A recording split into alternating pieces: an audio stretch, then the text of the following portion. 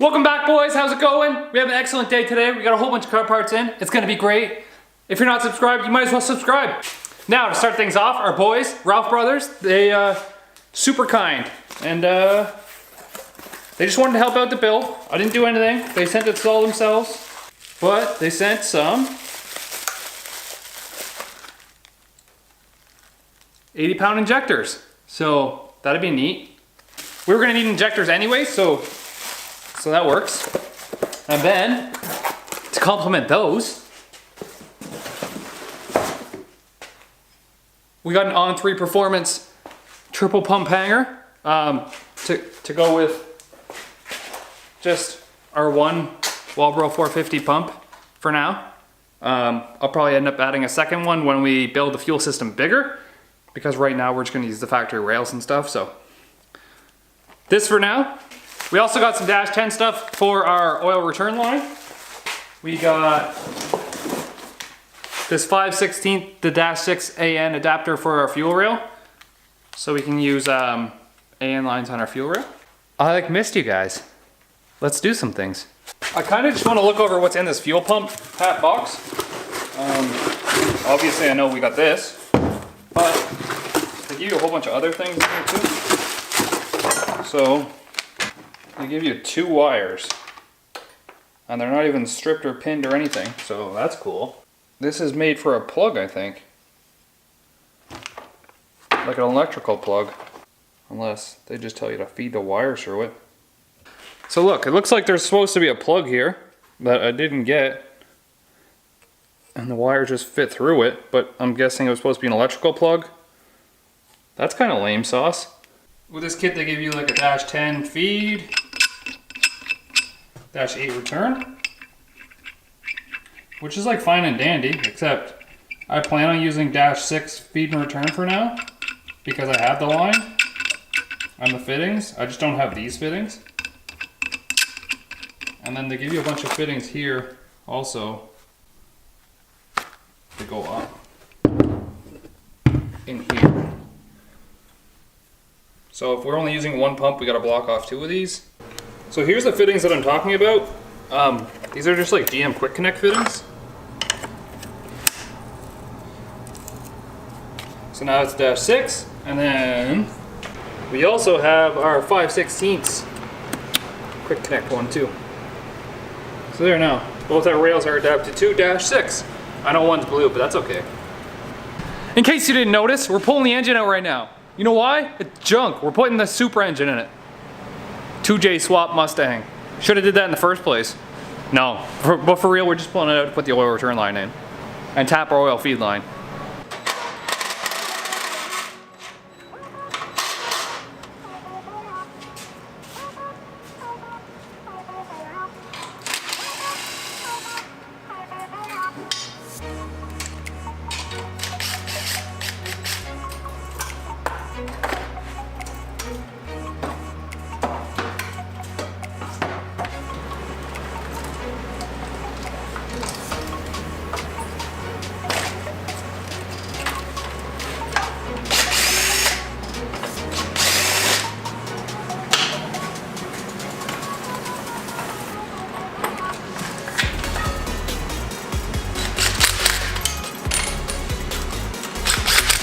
This also needs to come off.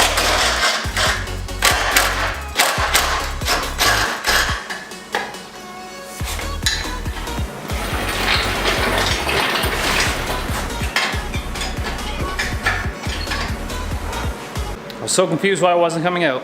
Header's hitting the brake booster, so that one's got to come off.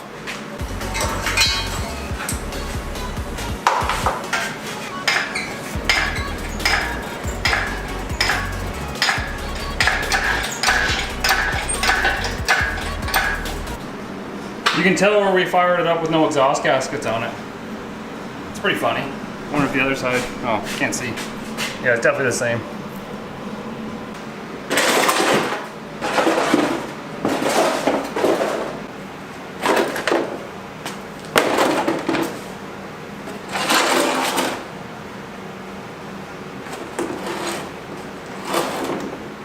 Now there's only like 30 seconds runtime on this oil.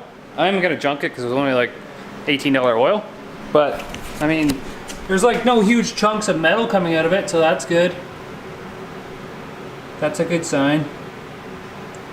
And it's super clean still. All right, so while this is draining out, this is where you can take this little piece off right here and actually tap this for 1/8 NPT and then put your 1/8 NPT 2-4 adapter in here. However, our turbo sits like way over here. So I was thinking like there was some way to get an adapter for this oil pressure sensor. I think that's what it is anyways. And maybe feed from there over. Who knows? But then on this side of the pan, I did draw 2 little circles of where I could put my oil return line. Depending on what's underneath and how close it is to things, I can pick either one.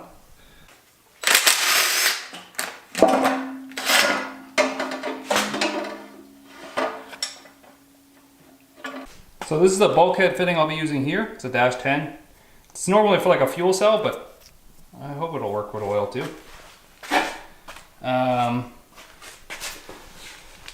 So our first position was right here on the pan,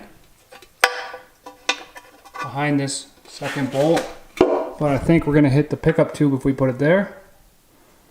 And our second position was here, behind that, and I think we're clear right there. So that'll be the position, the back one here. And that's exactly why I marked out this spot and this spot. This was my original one. That's where I wanted it to be. However, that pickup tube is in the way. That's why I marked out the second spot. So let's get our holes out again.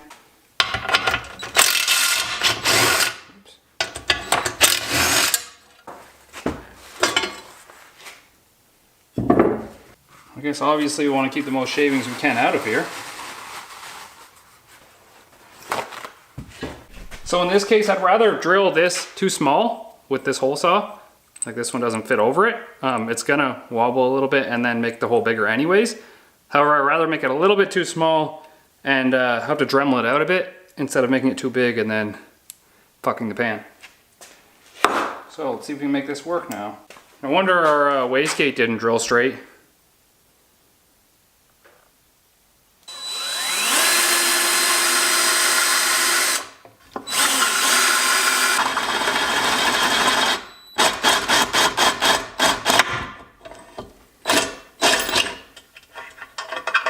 Hey, look at that.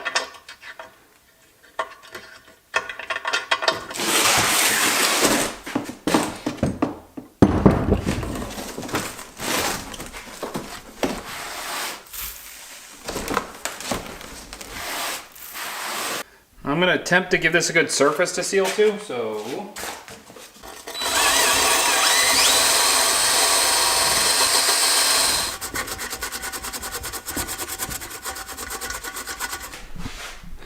as I'm cleaning it up, I'm like, oh, I probably could have just took this out and drilled this hole and just put it right there where this oil level center thing is.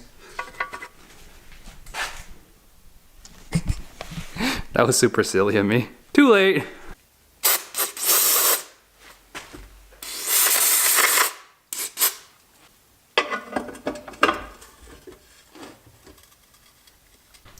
That's our super simple solution over welding. So if you don't have access to like someone who can weld aluminum really good, there's your solution. Now we gotta clean this pan out, all the shavings that we got in it, and then just throw it back on.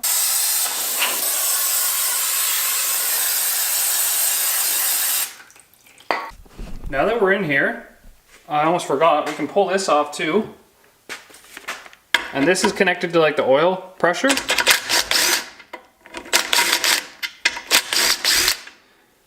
So what we're gonna do is we're gonna tap this, that's already almost drilled out. So, hey, now what we're gonna do is we're gonna tap this, which is already almost drilled out to what you need it to be. And we're gonna put our oil, we're gonna tap it for 1/8 NPT. And even if we don't use this for an oil feed, it'll be good for an oil pressure sensor. Stop leaking on me. That's what she said. She didn't say it to me though. Sad.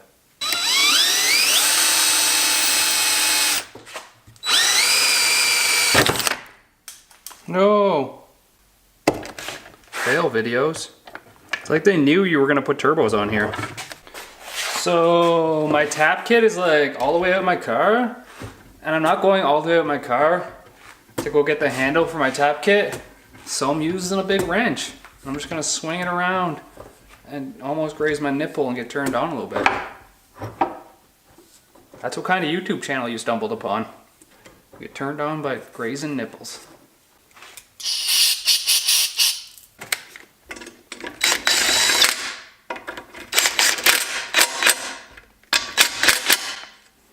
Torqued. Now I know I'm taking stuff out like 2 and 3 times, but I'm learning as I go, and that's the problem here. I don't know everything that I should know in order to like save a couple steps. So I could have did this like right off the bat and saved a whole bunch of steps, but you know, I'm learning as I go.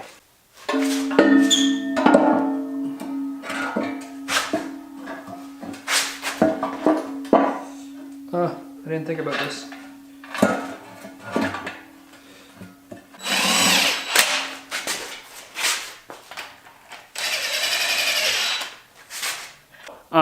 We're gonna put the engine back in here now. I think I have enough dash 4 stuff to like make 2 lines into 1 line and Haggard it up somehow.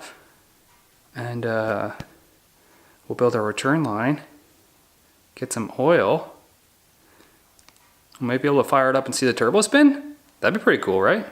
And then for the cooling system, this was supposed to show up yesterday, but didn't come. And I'm waiting for the 2 gaskets that go in the middle here on the back too. And they should be here Monday. Also, if anyone wants to tell me where this line goes, I know it goes to the throttle body, but then where does it go after the throttle body? Because I'm not sure. All right, so the engine's back in. I did put it 1 notch back on the motor mount, so the engine is like 1 inch further back, maybe 1.5 inches. So I had to extend this hole in the frame here a little bit, and then this hole on the side. It looks really dumb right now, but that's gonna give us more clearance between the radiator and the fan and the wastegate and all the things up in the front here.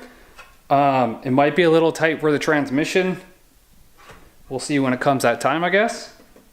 But everything is pushed back to the firewall a little bit more, so there's a little bit of adjusting with some things that we already did. So gonna put the turbo on now, and then we'll mock up our oil return line. And then we'll get an oil feed line. We'll go from there, I guess. So we gotta build one end of this hose already. These are cheap AN fittings. I got them on Amazon.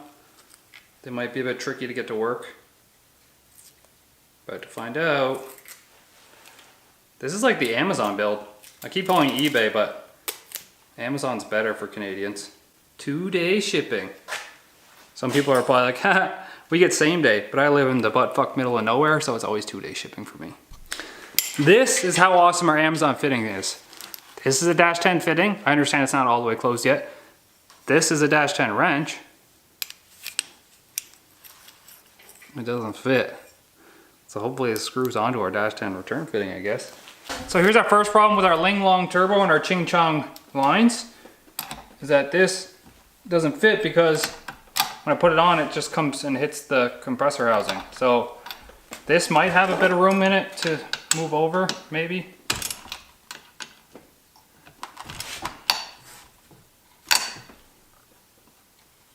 Yeah, a little bit. Ooh! Problem solver. They call me the problem solver. This is gonna be awkward. We gotta feed 10 feet of black hose down there.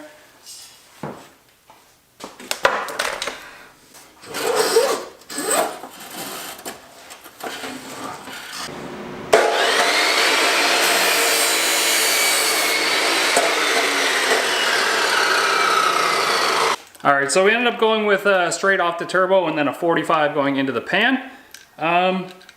But like this can all be changed. The build doesn't end just when it starts running and we like drive it. We gotta break it. We can rebuild it. We can put twin turbos on it. We could do whatever we want, really. This is all just to get it running the first time. I have full intentions on like buying a TIG welder and redoing the turbo kit and like just learning more and using this as an easy way to like better my skills. So I went into this project like knowing I was gonna fail at things and things might not work and I would have to do them over and over and over again, but like, how did the best people become who they are today? They definitely didn't just get it right the first time, every time.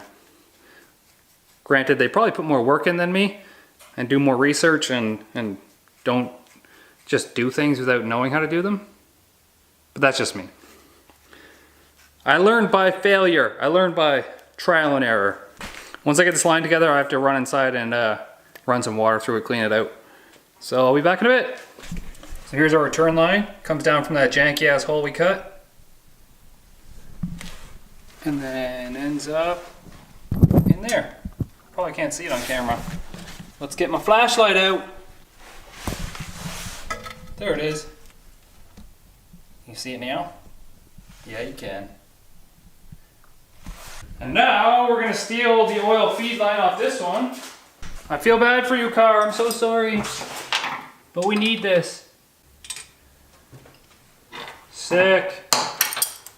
Now we did tap it like on the backside of this engine, and obviously this isn't gonna be long enough, but it will get us to somewhere there. So we haggered together an oil feed line out of 2 -4 lines that I had. I didn't have like a union, so I had to use like a T and some random ass fittings, so it's probably gonna leak. What I want to do first is crank it over and see if we actually can get oil come out of this feed line. And then we'll probably hook it up to the turbo, throw the intake manifold back on, hook up the fuel system again, and maybe see if it'll fire up and spin our turb skis. That'd be pretty cool, right? That's just good for motivation. And that's what I need most, is motivation. I need like a partner in here, like Kent. Where are you, Kent? Need someone in here to like hang out and film and do things. Because we don't have a ground strap on the motor, I'm just gonna use, this is a ground clamp.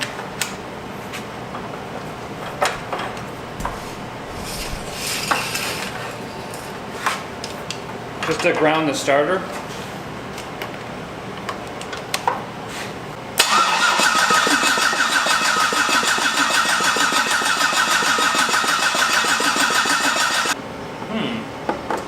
What a shame.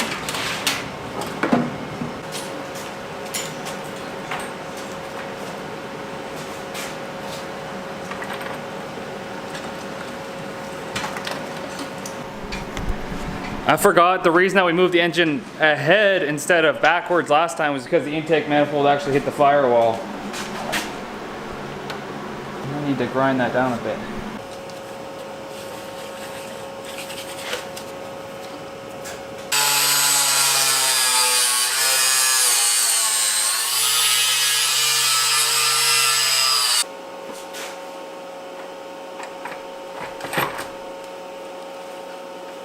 First thing we're gonna do here is bust out the laptop and adjust our HP tuners, because we turned the idle down last time to see if it would get lumpy, but we left it down. So we're gonna put it back up to 900 again, and then it should run smoothly again.